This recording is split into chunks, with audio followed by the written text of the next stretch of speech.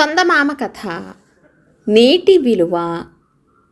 విజయేంద్రుడనే చిన్న రాజు సిరిపురం అనే నగరాన్ని ఏలుతూ ఉండేవాడు.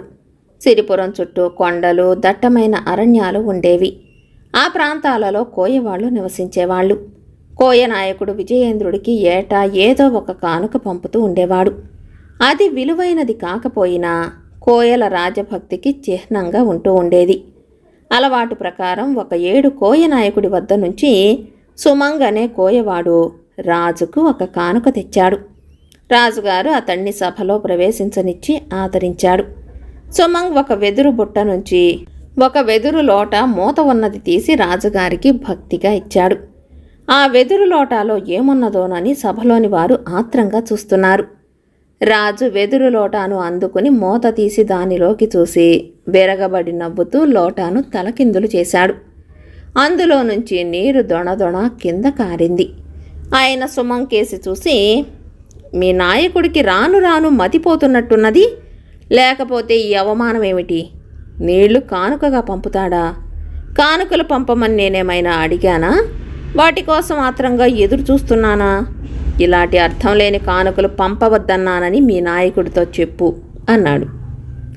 సుమంగ్ వినయంగా చేతులు మోడ్చి, మన్నించండి మహారాజా, మా నాయకుడు పంపినది మామూలు నీరు కాదు. మాకు ఇటీవల శివలింగం మీద పడుతున్న నీటి ధార ఒకటి కనిపించింది. ఆ నీరు మంచి సువాసన కలిగి అమృతం లాగున్నది. అందుచేత మా దొర దాన్ని తమకు పంపాడు. మీరు నీరే కదా అని కింద పారబోశారు, కానీ అదే ఒక్కొక్కప్పుడు రాజ్యం ఖరీదు చేయవచ్చు అన్నాడు. రాజు సుమంగ్ చెప్పిన మొదటి మాటలకు తృప్తిపడ్డాడు, కానీ అతను చివర అన్న మాటకు ఆగ్రహం తెచ్చుకుని, ఆ లోటాడు నీళ్లతో నువ్వు రాజ్యం సంపాదించు, నీకు నా కూతుర్నిచ్చి పెళ్లి చేస్తాను, లేకపోతే ఎప్పుడో నీ తల తీసేస్తాను అన్నాడు. సుమంగ్ తల వంచి నమస్కరించి తిరిగి వెళ్ళిపోయి కోయనాయకుడికి జరిగిందంతా చెప్పాడు. తన అనుచరుడి మాట నిజం చేసే భారం కోయనాయకుడిపైన పడింది. కొద్ది రోజులు పోనిచ్చి ఆయన రాజుగారి వద్దకు ఒక మనిషిని పంపాడు. ఆ మనిషి వచ్చి రాజుతో, మహారాజా, అరణ్యంలో మహాదేవగిరి లోయ ప్రాంతాల అడవి పందులు అనేకంగా ఉన్నాయి. వాటిని తమరు వేటాడవలసిందిగా మా దొర మిమ్మల్ని ఆహ్వానిస్తున్నాడు అని చెప్పాడు. విజయేంద్రుడు ఉత్సాహంగా బయలుదేరి కోయపల్లెకు వచ్చాడు. కోయనాయకుడు ఆయనకు గొప్ప విందు ఏర్పాటు చేశాడు. విందులో అన్నీ మధుర పదార్థాలే. తర్వాత విజయేంద్రుడు గుర్రం ఎక్కి కోయనాయకుడిని మరి 3 అంగరక్షకులను, ఇతర వేటగాళ్లను వెంట పెట్టుకుని మహాదేవగిరి లోయకు బయలుదేరాడు. లోయకు సరి అయిన దారి లేదు. చెట్ల మధ్యగా తీగెలు, తుప్పలు నరుక్కుంటూ వెళ్ళవలసి వచ్చింది. వాళ్ళు లోయ చేరేసరికే చాలా పొత్తెక్కింది. అక్కడ అడవి పందులు చాలా ఉన్నాయి. రాజు వాటిని వేటాడటంలో నిమగ్నుడయ్యాడు. అన్నిటికన్నా చాలా భారీగాను బలిష్టంగాను ఉన్న కోరల పంది ఒకటి రాజు దృష్టిని ఆకర్షించింది. రాజు దాన్ని పదునైన బాణంతో కొట్టాడు, కానీ అది చావక పారిపోసాగింది. రాజు వెంటపడ్డాడు. రాజు కనుమరుగు కాగానే కోయనాయకుడు మోర ఎత్తి నోటికి చెయ్యి పెట్టి సంకేతంగా ఒక ధ్వని చేశాడు. వెంటనే దానికి జవాబు వచ్చింది. మరికొద్ది క్షణాలకు సుమంగ్ అక్కడికి వచ్చాడు. కోయనాయకుడు వాడికి రాజు వెళ్ళిన దిక్కు చూపించాడు. సుమంగ్ వేగంగా అటుకేసి నడిచాడు. అతను తనను చేరేలోపుగా రాజు పందిని కొట్టాడు, కానీ తీవ్రమైన దాహంతో బాధపడసాగాడు.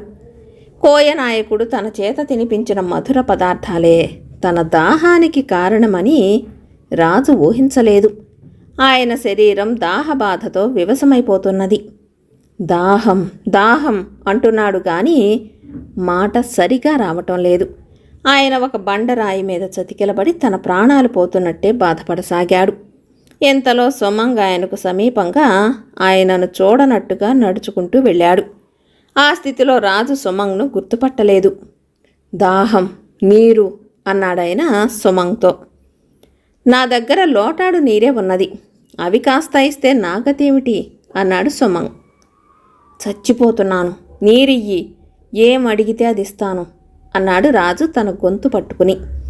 సుమంగ్ వెదురు బుట్టలో నుంచి ఒక వెదురు లోటా తీసి దాని మూత తీసి లోట రాజుకు అందించాడు. రాజు ఆ లోటాలోని నీటిని ఒక్క చుక్క మిగలకుండా తాగేశాడు. పోతున్న ప్రాణం లేచి వచ్చినట్టయింది. తన చేతిలో ఉన్న లోటాకేసి చూశాడు. అటువంటి లోటాను తాను ముందొకసారి చూసినట్టు తోచింది. కళ్ళెత్తి సుమంగును చూశాడు. అతను అది వరకు చూసిన మనిషే. బతికించావు, నాకింత గొప్ప ఉపకారం చేసినందుకు ఏం కోరుకుంటావో కోరుకో అన్నాడు రాజు. మరేమీ అక్కర్లేదు, తమ రాజ్యం ఇప్పించండి అన్నాడు సుమంగ్ నవ్వుతూ. వెంటనే రాజు అతన్ని గుర్తించి, నువ్వా అన్నాడు. సుమంగ్ను కౌగలించుకుని, మొత్తానికి అన్నమాట నిలబెట్టుకున్నావు. రాజ్యం ఇవ్వమంటావా, నా కూతుర్నిచ్చి పెళ్లి చేయమంటావా, రెండూ కావాలంటావా అన్నాడు. మాకవన్నీ ఎందుకు మహారాజా, మీ అభిమానమే మాకు 10,000. మీ రాజ్యం మీరే ఏలండి, మీరు బాగా ఏలుతారనే కదా మాకందరికీ మీరంటే అభిమానం. మీ అమ్మాయి గారిని ఏ రాజకుమారుడికో ఇచ్చి పెళ్లి చేసి మాకందరికీ బహుమానాలు ఇవ్వండి అన్నాడు సుమంగ్. రాజు చాలా సంతోషించాడు. ఆయన కోయనాయకుణ్ణి సుమంగ్ను తన వెంట నగరానికి తీసుకుపోయి వాళ్లకు మంచి కానుకలిచ్చి పంపేశాడు. కథ సమాప్తం.